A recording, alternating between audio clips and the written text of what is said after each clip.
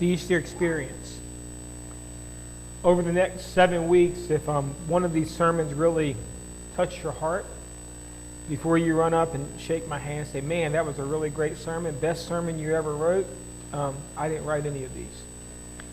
It's been a habit of ours ever since the second year I've been here that I will go out and purchase a sermon series that was written by somebody else, pull it off the shelf, and we will preach our way through it.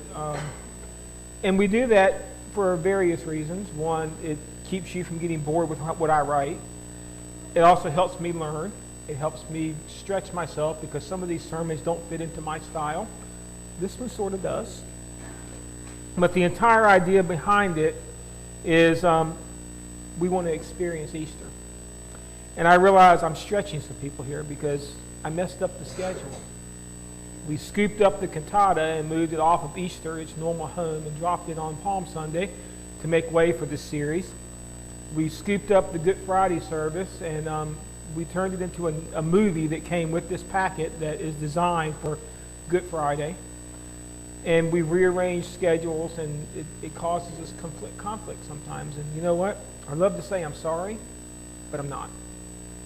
As a matter of fact, had I been able to do it, I wanted to do this sermon series last year. I just couldn't flat out make it fit into the calendar. And so this was the first one this year when I was going to put a sermon calendar together.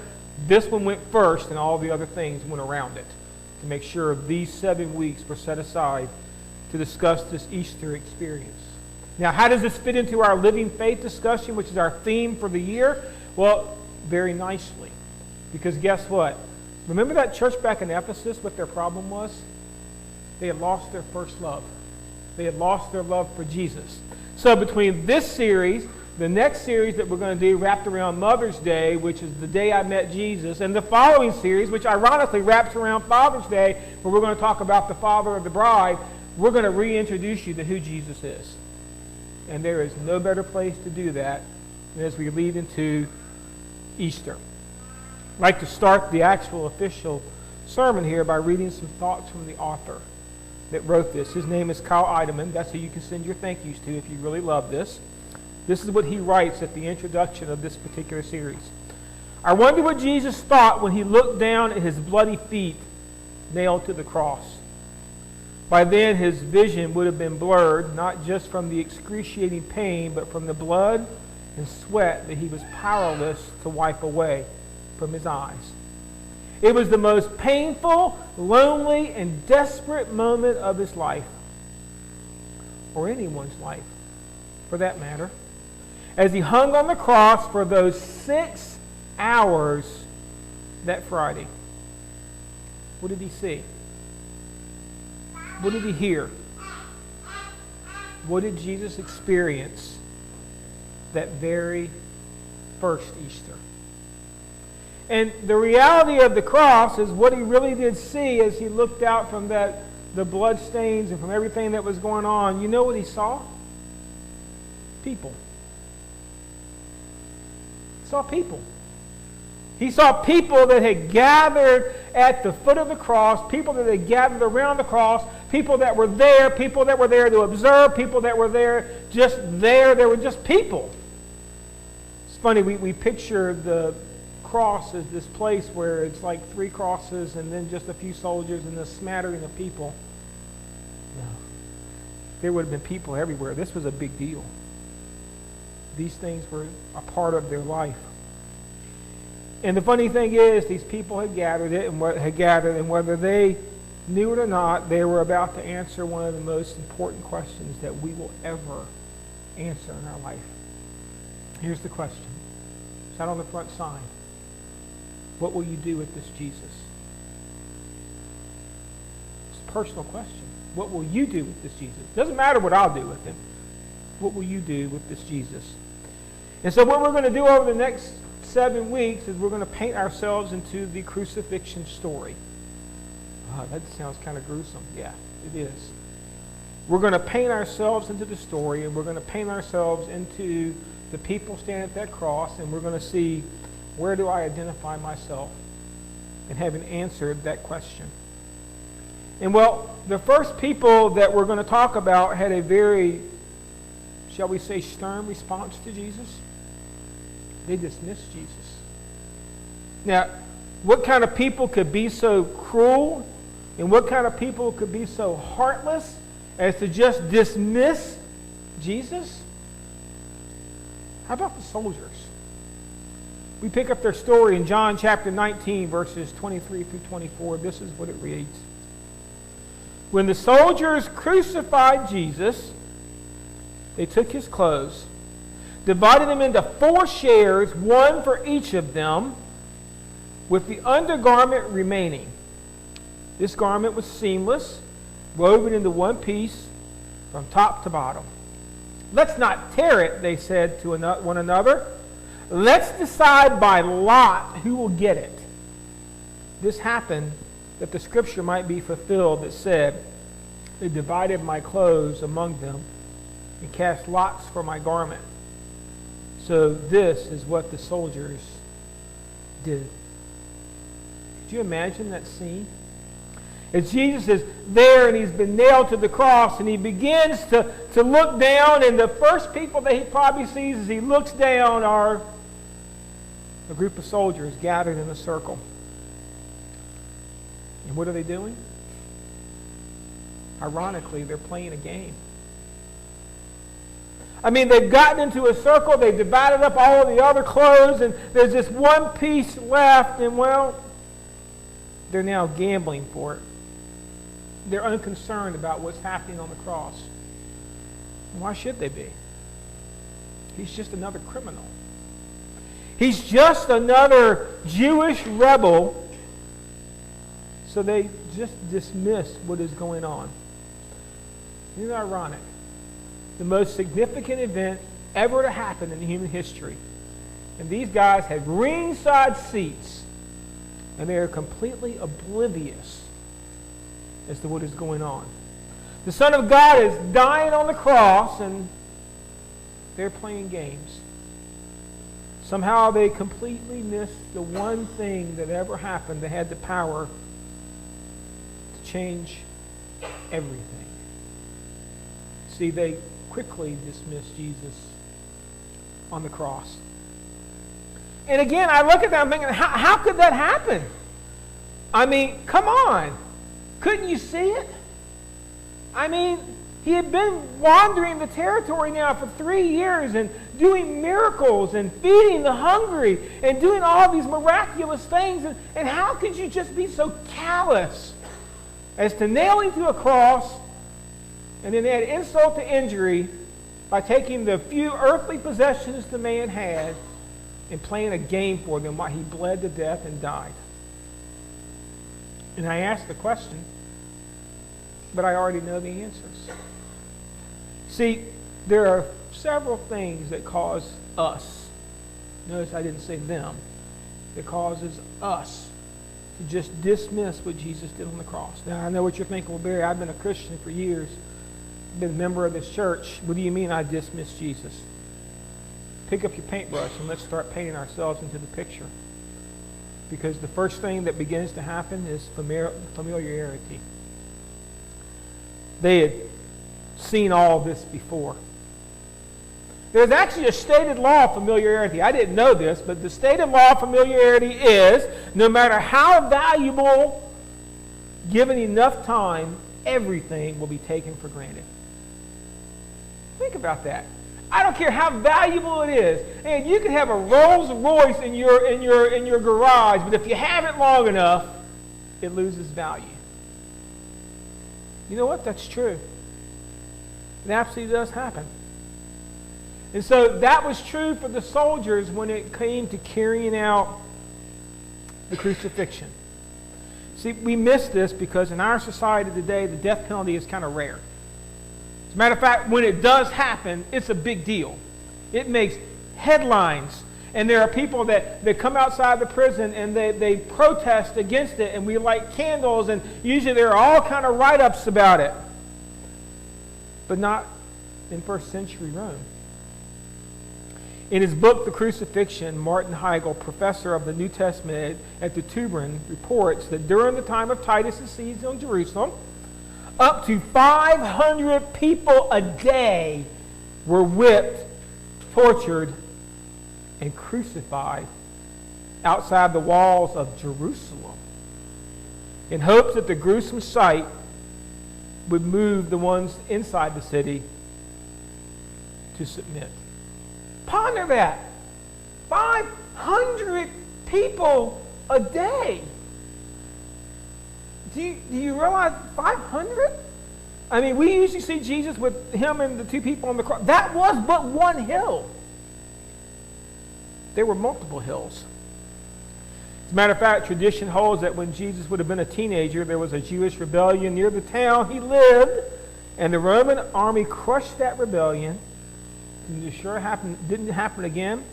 They crucified one Israelite for every 10 meters along the road for the distance of 1,600 kilometers. That would have meant 1,600 people crucified along the road of Jerusalem, leading into the city. You think that didn't make an impression on Jesus as a teenager, seeing that, knowing someday that's what I'm going to have to face?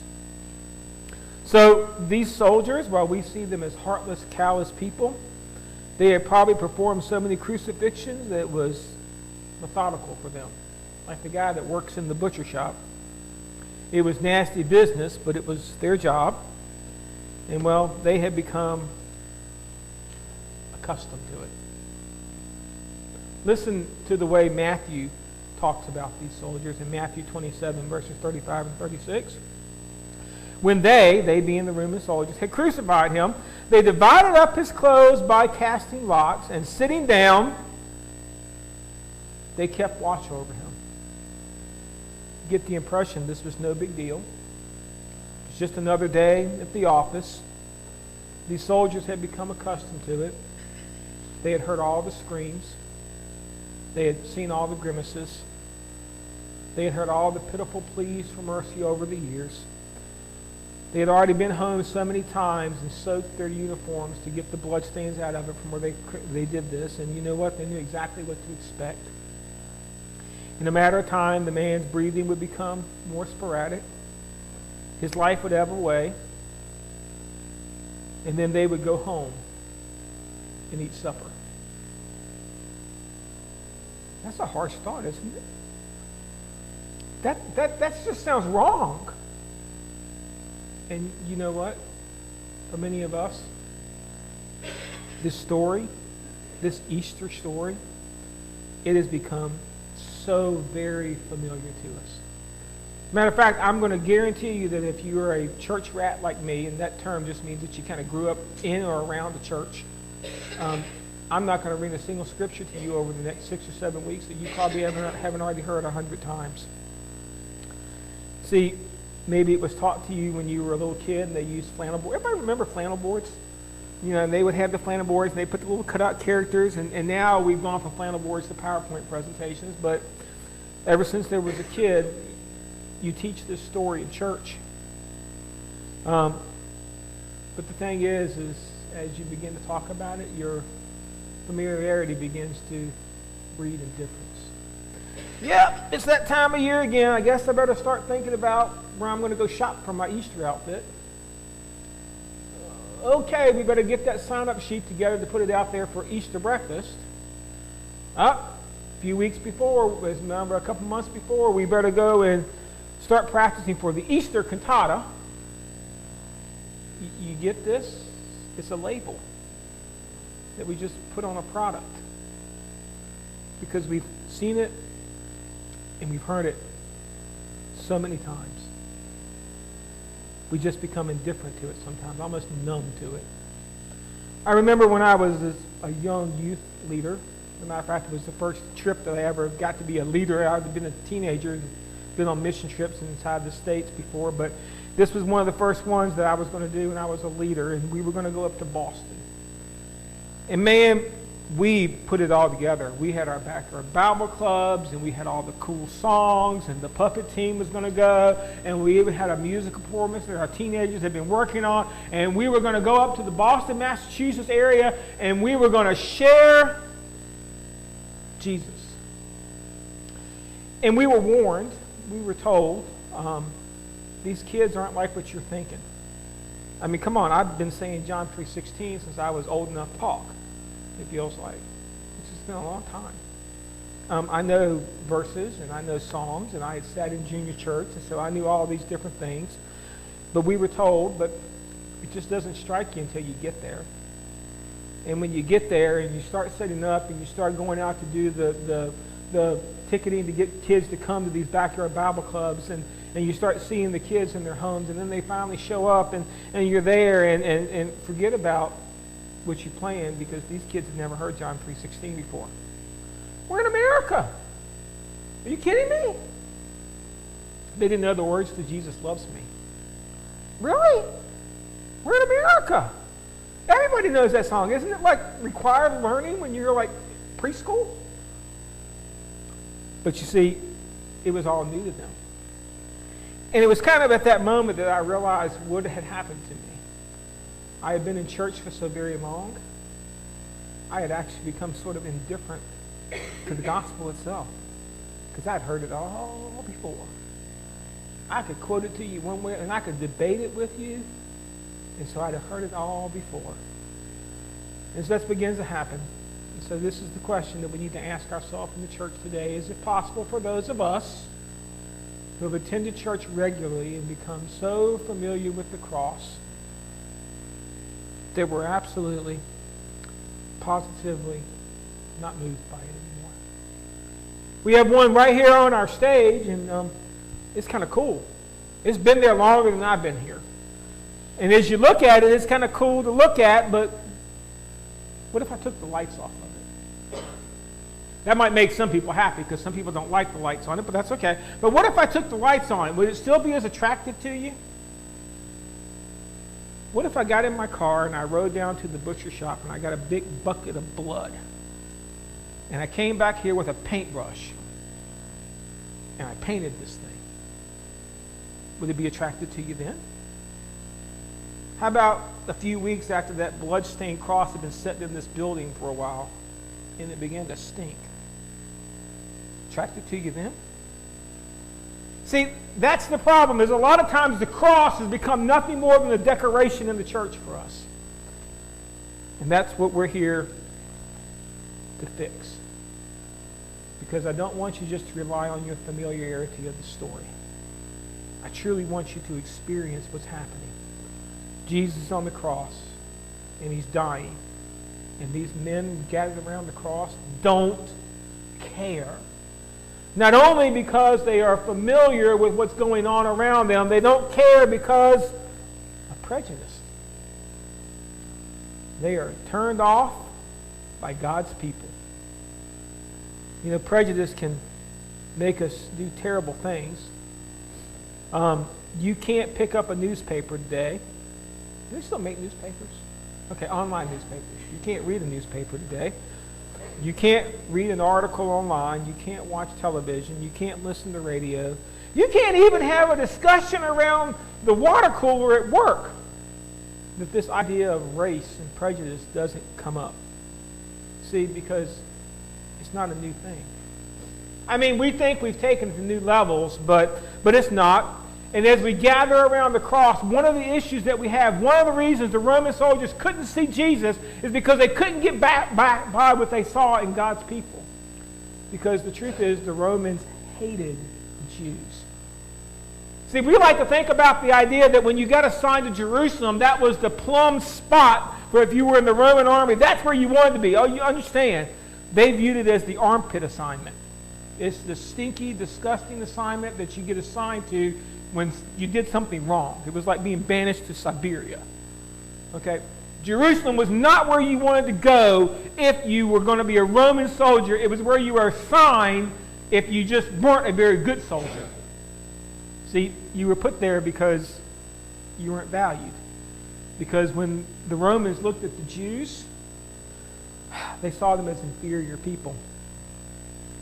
And there was this constant fighting going on with the Romans and the Jews. And just so you know, it wasn't just the Romans that had a bad opinion of the Jews.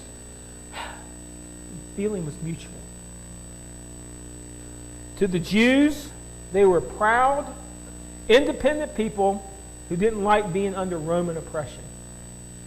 I could swap out the word Jew and put church there, and I could swap out the word Roman and I could put up any. There was name-calling, ridicule, racial slurs hurled back and forth. We'd never do that, would we, in a church?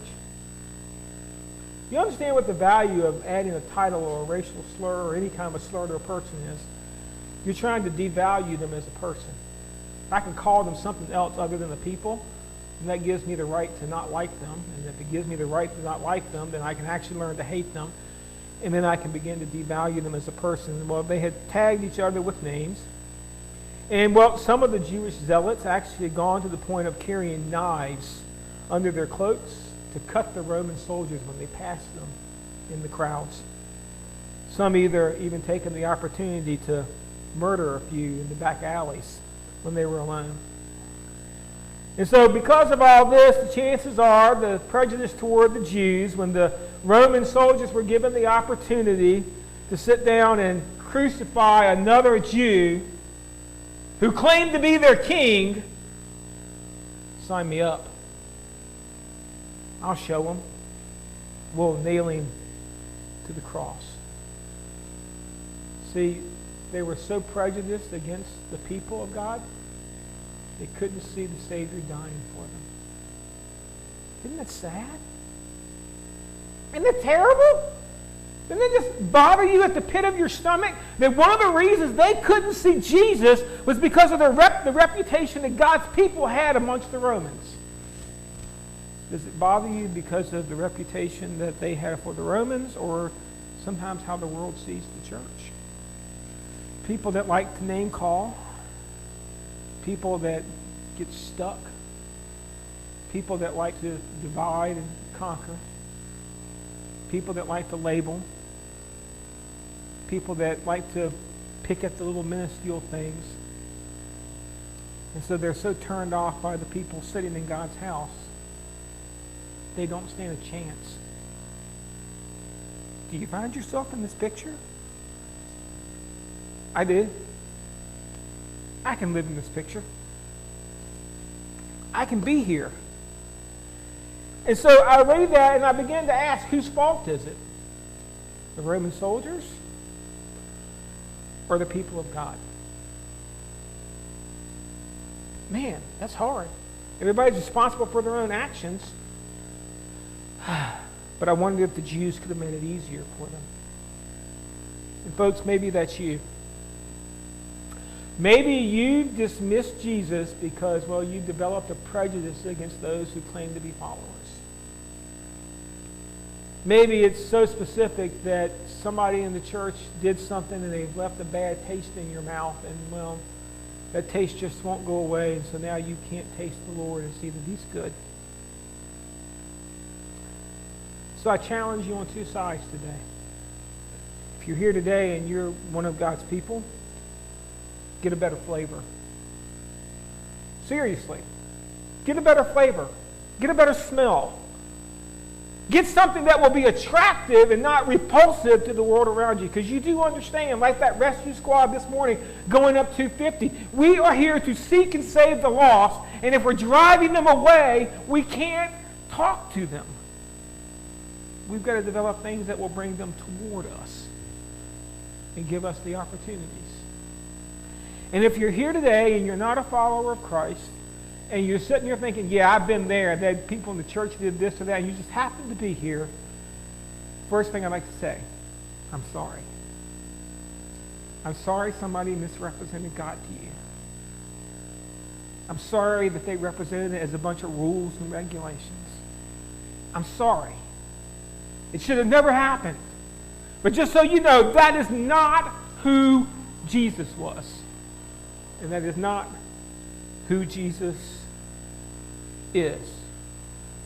So my challenge for you today is look to Christ.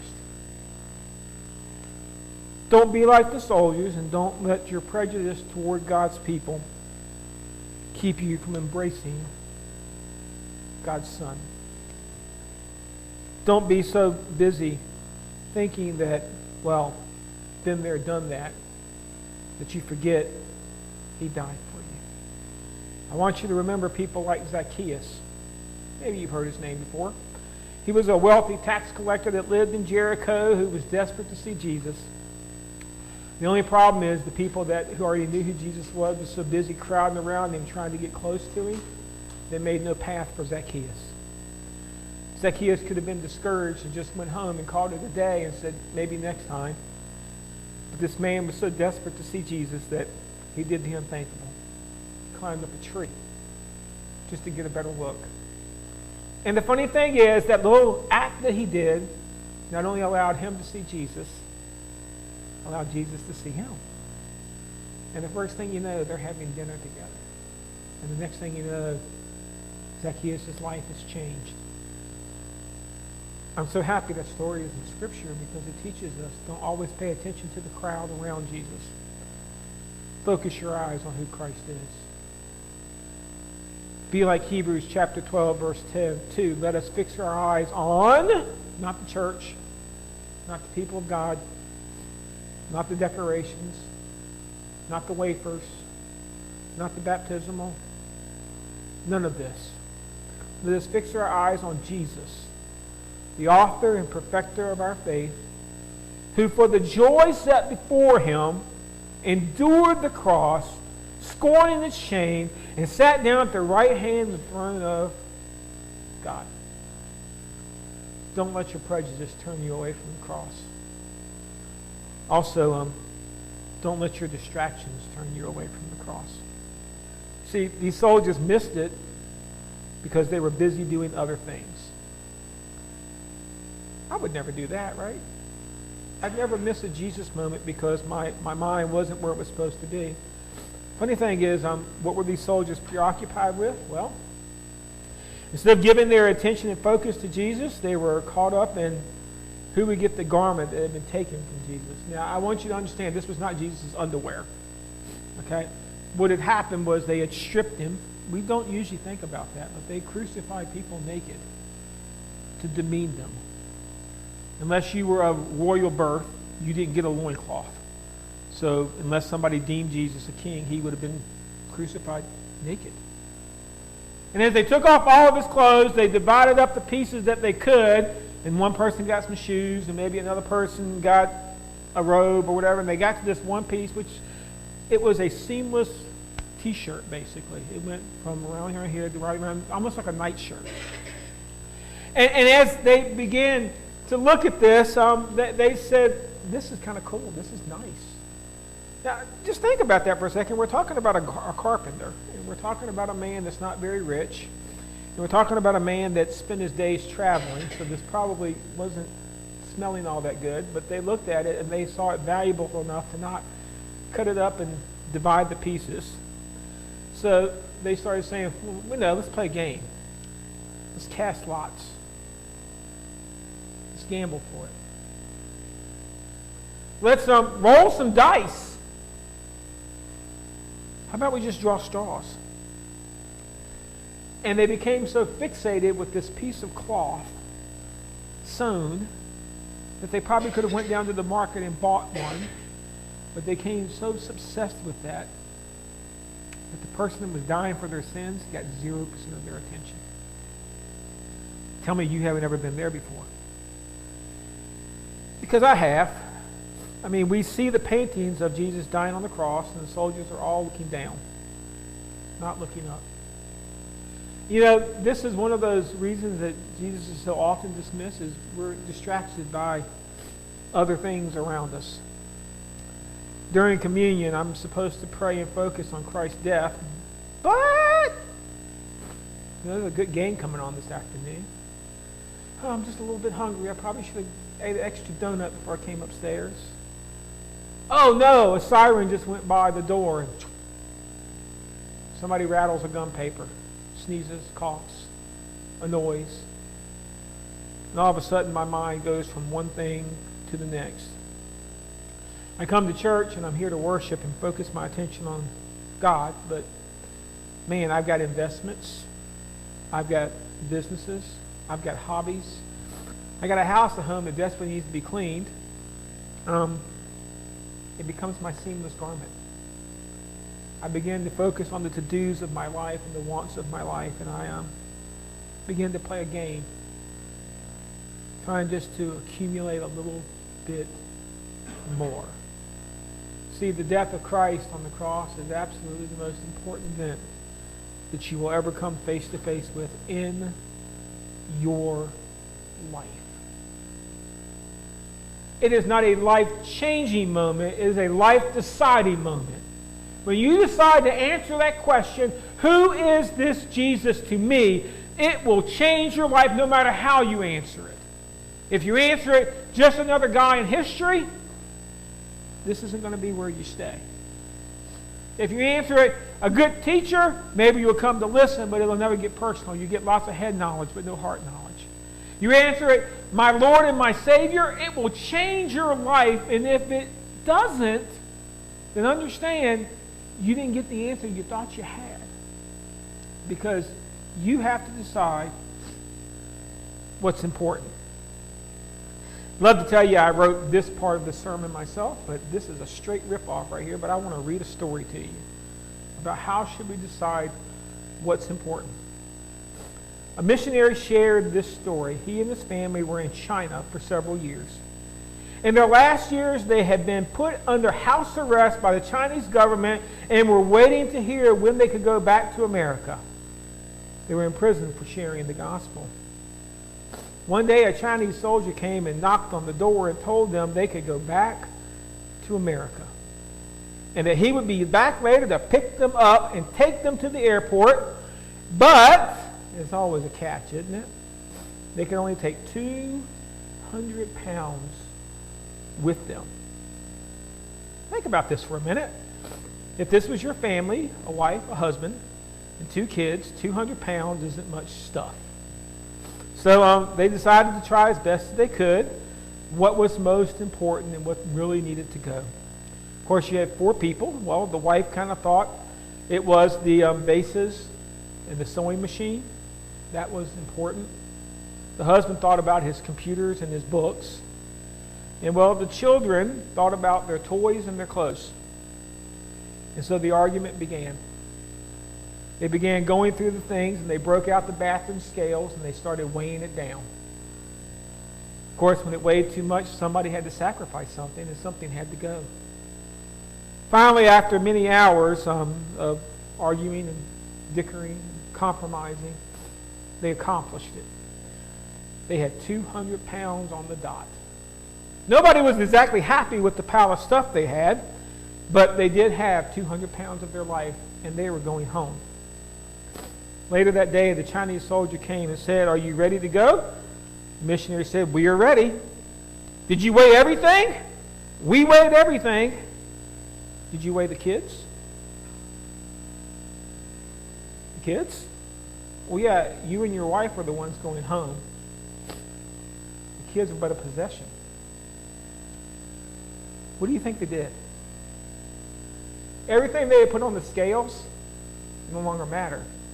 You know why? Because one child weighed 102 pounds, the other one weighed 98. Guess what? That's your 200 pounds. That's what they deemed as important. All the other stuff was irrelevant when they had to make the choice. Do I want the stuff? Or do I want my kids? That's where you got to get to with Jesus. That's where you got to get to with this cross. That's where you got to get to. What's more important? The seamless garment of stuff that you've got in your life, or Jesus?